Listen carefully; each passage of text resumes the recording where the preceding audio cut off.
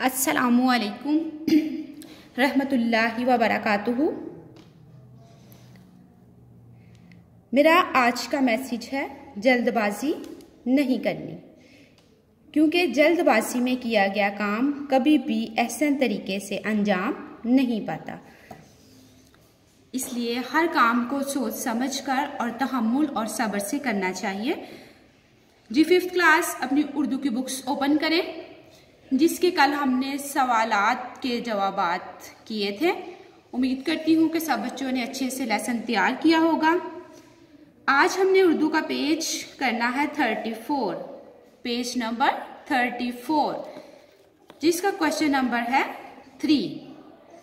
सवाल नंबर 3, नज़म और नसर के फिक्रात मिल गए हैं, इन्हें अलग अलग करके लिखिए। ठीक है, कहते हैं कि नज़म और नसर के फिक्रात जो है वो मिल गए हैं, आपने इनको अलग अलग करके लिखना है।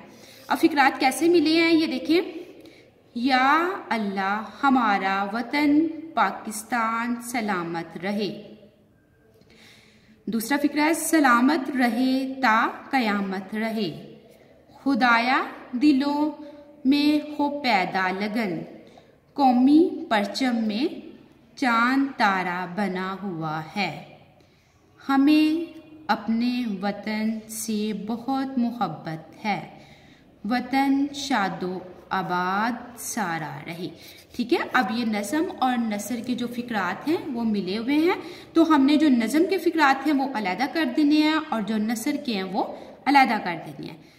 सबसे पहले है या अल्लाह हमारा वतन, ये हमारी नज़म है और ये नसर, इनके दोनों के हम फिक्रात जो हैं वो अलहदा अलहदा करके, ये देखिए इस तरह ये ब्लॉक्स बने हुए हैं, इसमें आप लोग लिखेंगे। मैंने ये लिख दिए हैं, आप लोग भी इसी तरह लिखेंगे। ठीक है, अब नज़म के फिक्रे, नज़म के देखेंगे कौन कौन से हैं। ये देखिए सलामत रहे ता कयामत रहे, सलामत रहे ता कयामत रहे, तो मैंने उसको यहाँ पे लिख दिया क्योंकि ये नज़म का फिक्रा था, सलामत रहे ता कयामत रहे।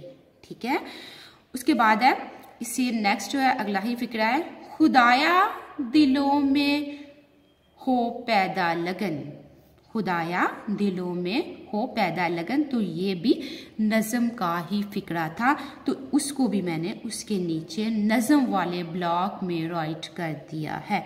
खुदाया दिलों में हो पैदा लगन, आप भी ऐसे ही करेंगे।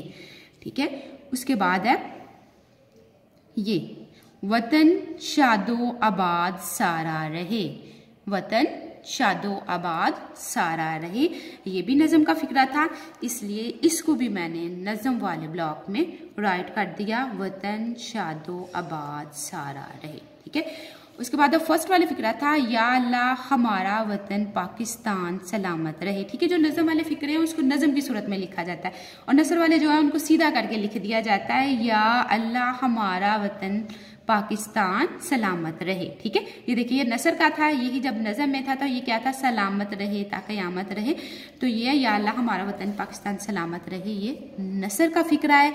इसको हम नसर वाले ब्लॉक में यहाँ पे राइट कर देंगे। ये देखिए मैंने राइट किया है, या अल्लाह हमारा वतन पाकिस्तान सलामत रहे। ठीक है, उसके बाद ये है कौमी परचम में चांद तारा बना हुआ है।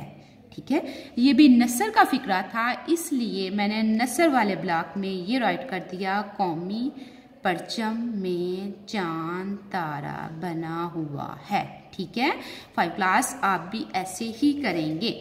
उसके बाद है हमें अपने वतन से मोहब्बत है, ये भी जो है वो नसर का फिक्रा है, तो हम इसको यहाँ पे नसर वाले ब्लॉक में राइट करेंगे, हमें अपने वतन से मोहब्बत है। ठीक है, तो ये हमने नज़म और नसर के फिक्रा जो है वो अलहदा अलहदा कर लिए। ठीक है, उसके बाद ये हमारी अल्फाज साजी है, इस और सवाल नंबर है 4, अल्फाज साजी सवाल नंबर 4। इसमें अब क्या है, उन्होंने कहा है कि हरूफ मिलाकर लफ्ज बनाएं, हरूफ मिलाकर लफ्ज बनाएं, जो आप छोटी क्लासेस से करते आ रहे हैं और नीचे दी गई जगह पर लिखें। हरूफ बना के लफ्ज बना मिलाकर लफ्ज बनाने हैं और कहने हैं जो नीचे जगह दी गई है इसमें लिखने हैं।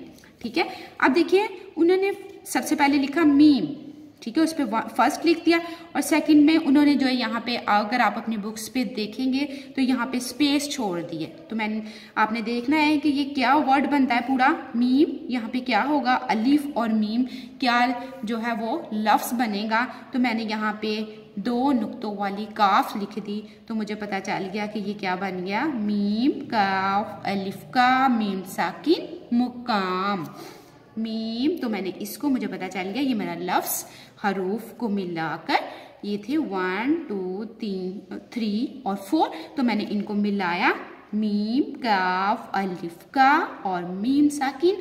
तो ये जब मैंने हरूफ को मिलाया तो मेरा लफ्ज बन गया मुकाम।